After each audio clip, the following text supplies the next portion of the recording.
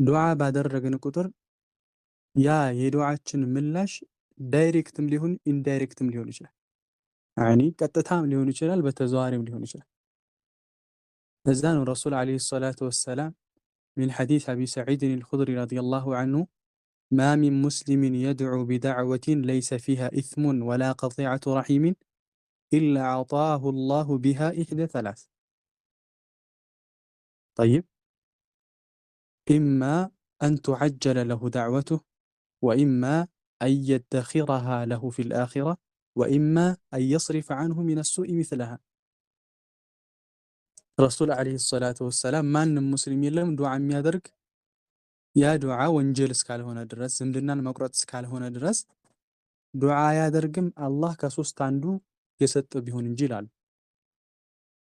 ወይ ቀጥታ ያን የጠየቀውን አላህ ያሳካለታል፣ ወይም ደግሞ በአኼራ ላይ እንደ አጅር እንደ ትልቅ ምንዳ አላህ ያጠራቅምለታል።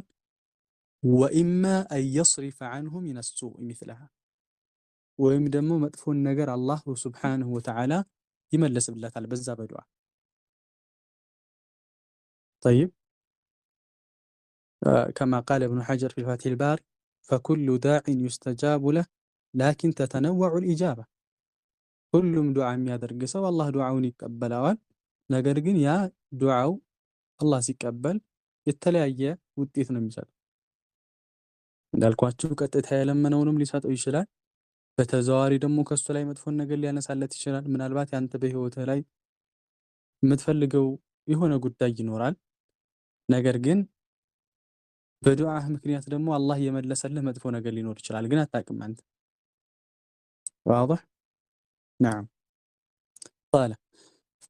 ስለዚህ የመጀመሪያው ምንድነው ዱዓ ተቀባይነት እንዳይኖር ከሚያደርግ ነገር ውስጥ ቶሎ የዱዓን ውጤት መፈለጉ፣ ይህ አግባብ አይደለም ማለት ነው። ቃለ ረሒመሁላህ ፈስሉን ሑዱሩል ቀልቢ መዐ ዱዓኢ። ሑዱሩል ቀልብ ቀልብ መጣት፣ መዐ ዱዓኢ ከዱዓ ጋራ ቀልባችን መጣቱ። ዱዓ ስናደርግ ደግሞ ቀልባችንን መሰብሰብ። ዱዓችን በአንድ ጓዳ ቀልባችን በአንድ ጓዳ መሆን የለበትም፣ አብሮ መሰብሰብ አለበት። የብዙዎቻችንም ችግር ይህ ነው። እንዲሁ እጅ ማንሳት ስለለመደብን ሐሳባችን የለ የምንለውን ሐታ አናቀውም፣ የምንለውን አናቀውም።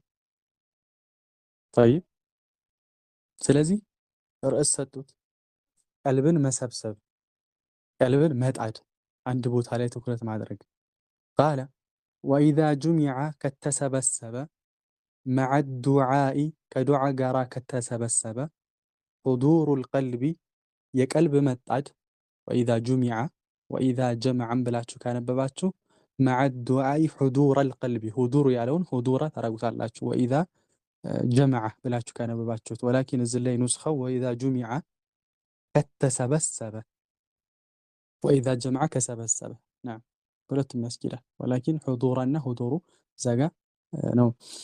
ናም ወኢዛ ጁሚዐ ከተሰበሰበ መዐ ዱዓኢ ከዱዓ ጋራ ከተሰበሰበ ሑዱሩል ቀልቢ የቀልብ መጣድ ዱዓ ጋር ከተሰበሰበ ወጀምዕየተሁ ቢኩልየቲሂ ወጀምዕየተሁ እሱን መሰብሰብ ትኩረት ማድረግ ቢኩልየቲሂ ሙሉ ለሙሉ ዐለል መጥሉቢ በሚፈለገው ነገር ላይ ሐሳብህን ስብስብ ካደረግ ዱዓ ሲያደርግ። ጠይብ ይህ ቀልብን መሰብሰብ ብሎ ማለት ሐሳብህ አለመበታተን።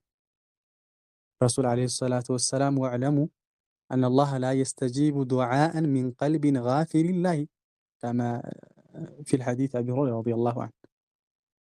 ሚን ሐዲስ አቢ ሁረይራ ረዲየላሁ ዐንሁ ነቢዩ ሰለላሁ ዐለይሂ ወሰለም አላሁ ስብሓነሁ ወተዓላ ዝንጉ ከሆነ ቀልብ ዱዓን አይቀበልም ብለዋል። ስለዚህ ቀልብህን መሰብሰብ። ወሳደፈ ተገጠመ፣ ሰውየው ቀልቡን ከሰበሰበ በኋላ ደግሞ ወሳደፈ ተገጠመ፣ ወቅተን ጊዜን ከገጠመ ሚን አውቃቲል ኢጃበቲ ሲተቲ ሚን አውቃት ከጊዜያቶች አልኢጃበቲ ሲታ ዱዓ ተቀባይነት ከሚያገኙ ከስድስቱ ጊዜያቶች መካከል አንዱን ከገጠመ ዱዓ ተቀባይነት የሚያገኝባቸው 6 ጊዜያቶች አሉ። በእርግጥ ሐስር አይደለም፣ 6 ብቻ ናቸው ማለት አይደለም፣ ብዙ ናቸው። ግን ሼክ ኢብኑል ቀይም ረሂመሁላህ እዚህ ላይ ዋና ዋና የሚባሉትን ያነሳሉ። አንድ ሰው ዱዓ ሲያደርግ ቀልቡን ከሰበሰበ ወከዛሊከ እነዚህን አሁን ከዚህ በታች የምንዘረዝራቸውን 6 ጊዜያቶች ከገጠመለት ዱዓው ላቡድ አላህ ይቀበለዋል። እስኪ እንመልከታቸው።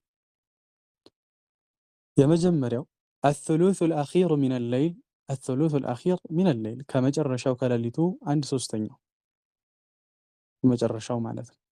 ከሌሊት 1/3 ወደ 9 ሰዓት አካባቢ ምናምን አንድ ይህ ነው።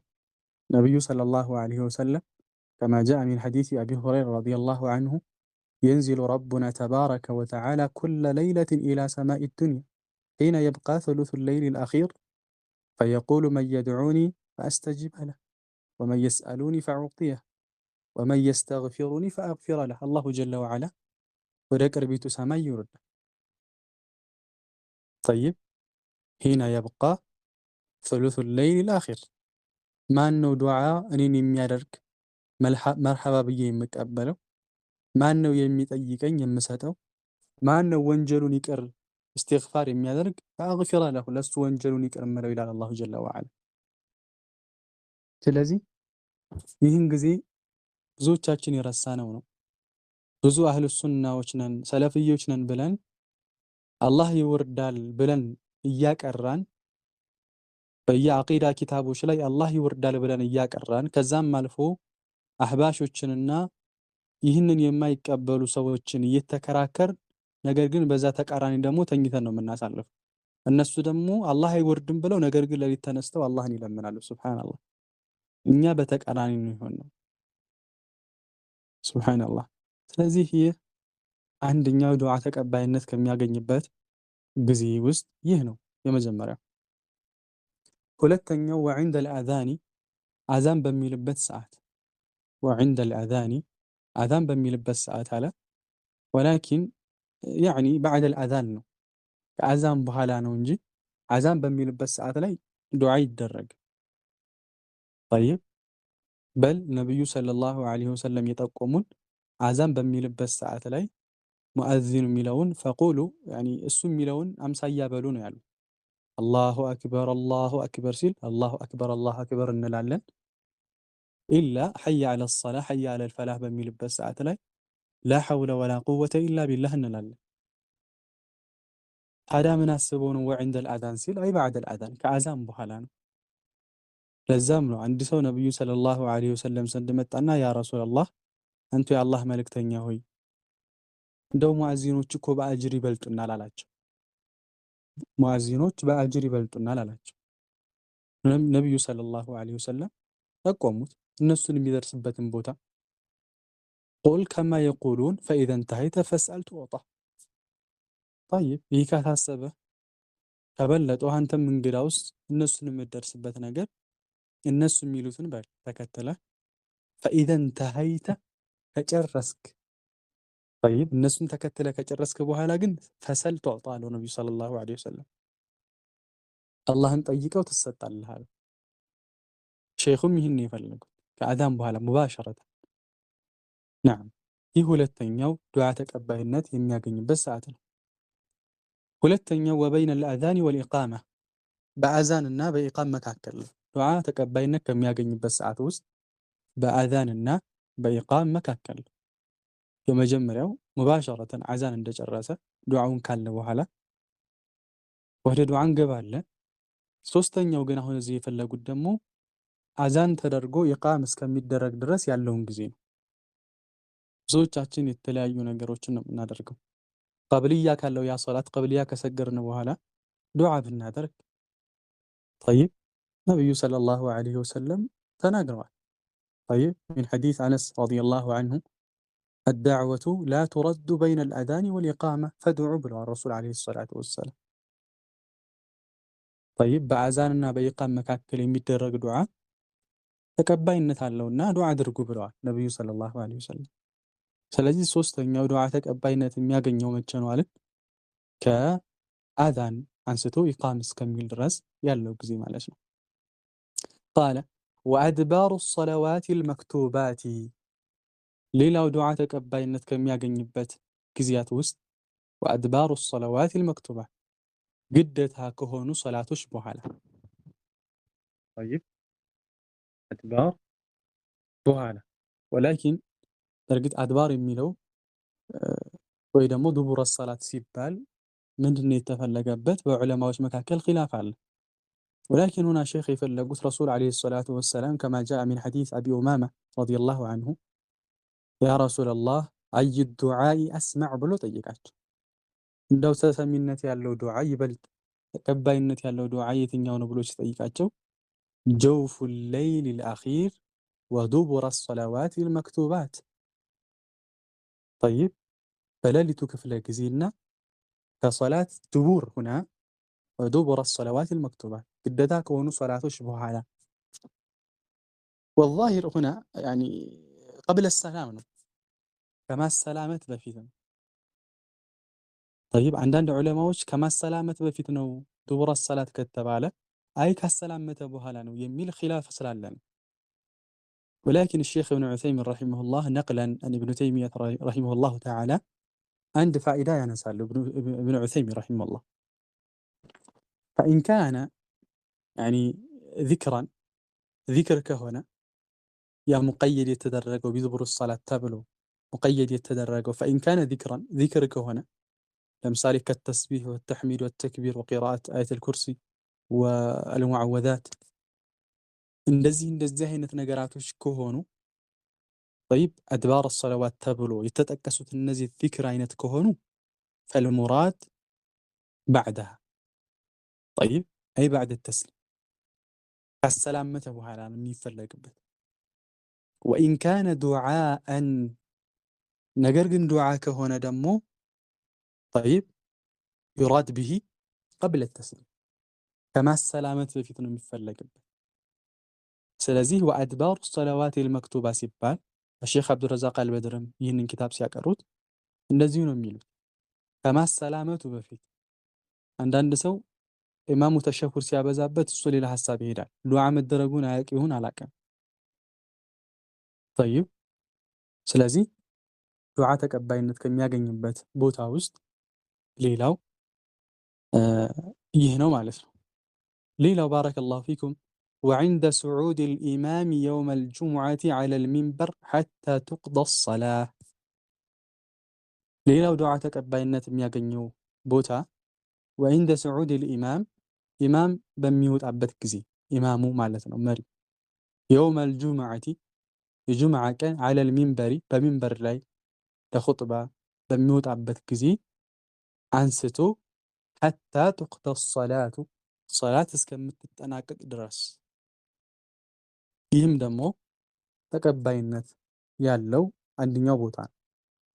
طيب رسول عليه الصلاة والسلام كما في رواية البخاري ومسلم من حديث أبي هريرة رضي الله عنه النبي صلى الله عليه وسلم سل جمعة سنقروا فيه ساعة لا يوافقها عبد مسلم وهو قائم يصلي يسأل الله تعالى شيئا إلا أعطاه إياه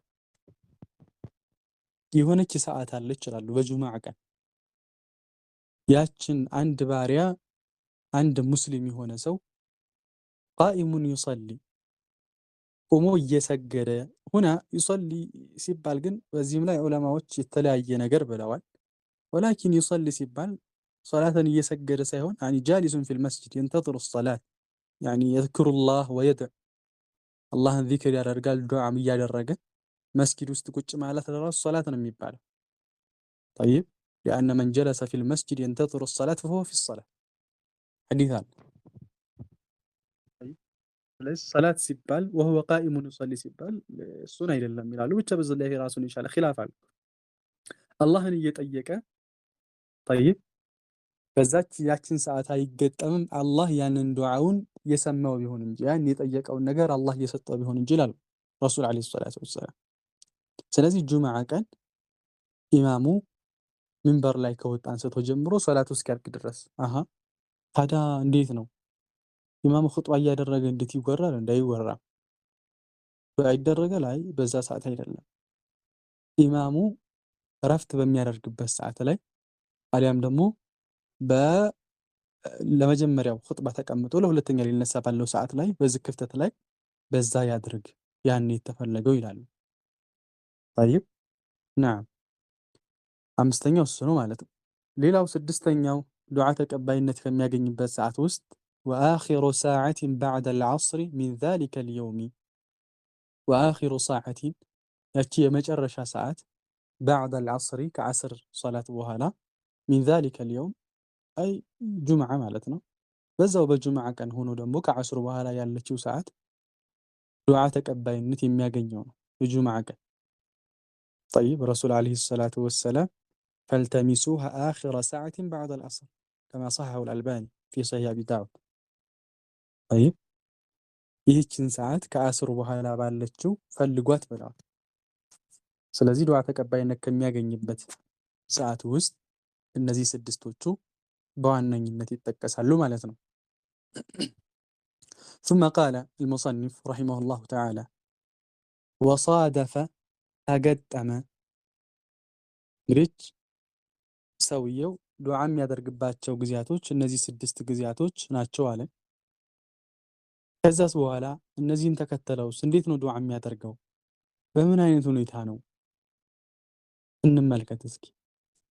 ወሳደፈ ተገጠመ ኹሹዐን ፊል ቀልቢ በቀልቡ ላይ ኹሹዕ ካለ፣ ጠይብ ወንኪሳረን መሰበር ካለ፣ በይነ የደይ ረቢ በአላሁ ስብሓነሁ ወተዓላ ፊት ለፊት ላይ መሰበር ካለ፣ እንኪሳር መሰበር ማለት መተናነስ ዝቅ ማለት፣ ወዙለን ለሁ ወተضرعን ለሱ ከተዋረደ ዙል መዋረድ ማለት ነው። ለአላህ መዋረድ ክብር ነው።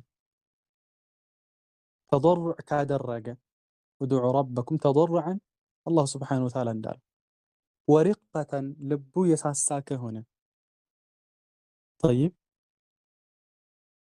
ተመልከቱ እንዴት ነው ዱዓ የሚያደርገው? እንደገና ሸርጦችን ወይ ደግሞ አደቦችን ይጠቅሳሉ ማለት ነው። ወስተቅበለ ዳዒ ሀዛ ሚነል አደብ ወስተቅበለ ዳዒ አልቂብለተ ያ ዱዓ የሚያደርገው አካል ደግሞ ወደ ቂብላ ከተቅጣጨ፣ ወካነ ከሆነ ዐላ ጠሃረቲ በጠሃራ ላይም ከሆነ፣ ወረፈዐ የደይህ ኢለላህ ሁለት እጆቹን ደግሞ ወደ አላሁ ስብሓነሁ ወተዓላ ካነሳ፣ አደቦችን እየጠቀሱ ነው። ወበደአ ከጀመረ ቢሐምዲላህ አላህን በማመስገን፣ ወሰናኢ ዐለይህ አላህን በማወደስ አልሐምዱሊላህ እያለ ከዛ አላህን ማወደስ፣ ثم ثنى بالصلاة على محمد صلى الله عليه وسلم ከዛ በነብዩ ሰለላሁ ዐለይሂ ወሰለም ላይ ሰላዋትን ካወረደ፣ ተመልከቱ ኦርደር ነው ይሄ በዚህ ደረጃ ነው እየመጣ ያለው ማለት ነው። ثم ቀደመ ከዛ ካስቀደመ፣ በይነ የደይ ሓጀቲሂ ከሓጃው በስተፊት ማለትም ከዱዓው በስተፊት ካስቀደመ፣ አተውበተ ወልእስትግፋረ ተውበትንና እስትግፋርን ካስቀደመ፣ ዱዓ ከማድረጉ በፊት ተውባ ማድረግ እስትግፋር ማድረግ። ጠይብ ثم دخل على الله ከዛ ወደ አላህ ከገባ ቢማዕና ወደ ዱዓው ከገባ፣ አሁን ያየናቸው የጠቀስናቸው አደቦች አሉ። ጠይብ ተضرع ይሆናል። መጀመሪያ እነዚያ መጀመሪያዎች ሰዓቶችን መግጠም አለበት። ከዛ ወደ ቂብላ ይዞራል። በጠሃራ ላይ ይሆናል። ሁለት እጆችን ወደ አላህ ያነሳል። አላህን በማመስገንና አላህን በማወደስ ይጀምራል። ከዛ ነብዩ ሰለላሁ ዐለይሂ ወሰለም ላይ ሰላዋት በማውረድ ይጀምራል። ወደ ዱዓው ከመግባቱ በፊት ተውባ ኢስቲግፋር ያደርጋል። ያ ረብ ወንጀለኝነቱን ተቅሲራቶች እንዳሉት ክፍተቶች እንዳሉት፣ ጠይብ እንደኔ መልካምነት ሳይሆን ጠይብ እንዳንተ ቸርነት ነው ያ አላህ። አላህ ስብሓነሁ ወተዓላን እሱ ዝቅ ብሎ አላህን ይለምናል ማለት ነው። ثم دخل على الله ከዛ ወደ አላህ ስብሓነሁ ወተዓላ ከገባ ወደ ዱዓው፣ ወአለሐ ዐለይህ በእሱ ላይ ችክ ካለ፣ ፊል መስአለቲ በዛ በጥያቄው ላይ ችክ ካለ ጠይብ ዱዓ ሲያደርግ እንዲሁ ዝም ብሎ አንድ ጊዜ ብቻ ሳይሆን ሐታ ነብዩ ሰለላሁ ዐለይሂ ወሰለም كما جاء من حديث عبد الله بن مسعود كان النبي صلى الله عليه وسلم إذا دعا ثلاثة وإذا سأل ثلاثة ዱዓ ሲያደርጉ ሶስት ጊዜ ሲጠይቁ ሶስት ጊዜ ይደጋግሙ ነበር ነብዩ ሰለላሁ ዐለይሂ ወሰለም طيب نعم ስለዚህ ምን አለ ወአለሐ ችክ ካለ ፊል መስአለቲ በዛ በሚጠይቀው ነገር ላይ ችክ ካለ አላህ Subhanahu Wa Ta'ala መጠየቅ አንድ ሰው ላይ ችክ ስትሉ ለራሱ ሐጃ እንኳን ቢሆን ሊጠላችሁ ይችላል ለራሱ ጥቅም 3 ጊዜ 4 ጊዜ በደውልለት ለራሱ ጥቅም ላይፈልግ ይችላል ሊሰለች ይችላል አላህ ግን ችክ ካላልክበት ነው የሚጠላ አላህ ግን ካልጠየከው ነው የሚቆጣው እንዳልኳችሁ لا تسألن بني آدم حاجة وسل الذي أبوابه لا تحجب الله يغضب إن تركت سؤاله وبني آدم حين يسأل يغضب كما قال الشاعر طيب አላህን ካልጠየቅከው ይቆጣል የሰው ልጅ ደግሞ ከጠየቅከው ነው የሚቆጣው ስለዚህ የሚያሳፍር ሳይሆን የሚወደድ ነው ወአለሐ عليه في المسألة በዛ በሚጠይቀው ነገር ላይ ችክ ካለ وتملقه أي تذلل معناته تملق زك ካለ ودعاه الله كلمنه رغبة ورهبة رغبة الله زند ያለን መልካም ነገር በመፈለግ ورهبة እሱ ዘንድ ያለን መልካም ጀሃነምን በመፍራት وكانوا يدعوننا رغبا ورهبا الله እንደገለጻቸው በዛ አይነት ሁኔታ አላህን ከለመነ ገና ነው خبሩ አልመጣም يعني ነገሩ ገና አልተቋጨም ሐሳቡ ምን ይሆናል በእንዲህ አይነት ሁኔታ ከለመነ ገና ነው ይመጣል ኢንሻአላህ وتوسل إليه ወደ አላህ Subhanahu Wa Ta'ala ተወሱል ካደረገ بأسمائه وصفاته وتوحيده بالله ስሞቹ በባህሪያቶቹና በሱ በአላህ በአንድነቱ ወደ አላህ ከተቀረበ طيب ولله الأسماء الحسنى فادعوه بها بالله ስሞች አላህ ደጋግ ስሞች አሉት قل ادعوا الله وادعوا الرحمن أيما تدعو فله الأسماء الحسنى طيب بالله ስሞች ነገር ግን ዑለማዎች እንደሚሉት አንድ ሰው በአላህ ስም የሆነ ሐጃ ሲጠይቅ ከስራው ጋር ተቀራራቢነት ያለው ያ የሚጠይቀውና የአላህ ስም ተቀራራቢነት ያለው መሆኑ የተወደደ ነው ይላሉ ለምሳሌ غفران للذنوب ከሆነ የፈለገው ወንጀሉን እንዲምርለት ከሆነ ያ ገፉር ያ ረሂም ይላል ያ ገፋር طيب ሪዝቅ ከሆነ የሚፈልገው ያ ረዛቅ ልቡ ተሰብሮ ከሆነ በሰዎች ተከድቶ ከሆነ ያ ጀባር ጅቡርኒ طيب የሆነ ነገር ተዘግቶበት ነገራቶች ጭንቅ ብለውበት መውጫ መግቢያቶ ከሆነ ያ ፈታህ افتح بيننا وبين قومنا بالحق وانت خير الفاتحين እንዳል طيب نعم በአላህ ስሞችና ባህሪያቶች ወደ አላህ ከተቀረበ አሉ ኢብኑ القيم ከዘረዘሩ በኋላ ምን አሉ وقدم كاسقدم بين يدي دعائه فدعاء في اللفت صدقا كسط دمو سبحان الله فإن هذا الدعاء برقتم يه دعاء አሁን ባሳለፍነው አይነት መሰረት የተደረገ ዱዓ لا يكاد يرد أبدا በፍጹም ሊመለስ አይታሰብም አሉ لا يكاد አይቀርብም يرد أبدا በፍጹም ይህ ዱዓ ተመላሽ ነው ተብሎ አይታሰብም አላህ ይቀበለዋል ሱብሃንአላህ ግን ዱዓው ተቀባይነት ሊኖረው ዘንድ እስካሁን የዘረዘርናቸው ነገራቶች መሟላት አለባቸው طيب ولا سيما በተለይ ደግሞ انصادف ከገጠመ الأدعية التي النزوان دعاوች ከገጠመ أخبر النبي صلى الله عليه وسلم ነብዩ ሰለላሁ ዐለይሂ ወሰለም የነገሩን የሆነው አነሃ መظነቱል ኢጃባ እሷ ተቀባይነት ያላት በመሆኗ ላይ ጠይብ የነገሩን ዱዓዎች አሉ። አው አነሃ ወይም እሷ ደግሞ ያቺ ዱዓ ሙተضሚነቱን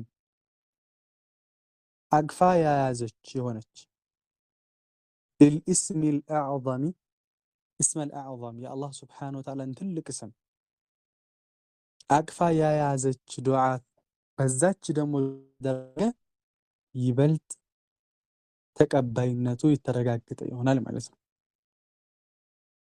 ዱዓ ላይ በእርግጥ እኛ ከምናደርገው ዱዓ በላይ አረበኛ ሰካክተን ከምናደርገው ወይ ደግሞ አማርኛችም ሊሆን ይችላል።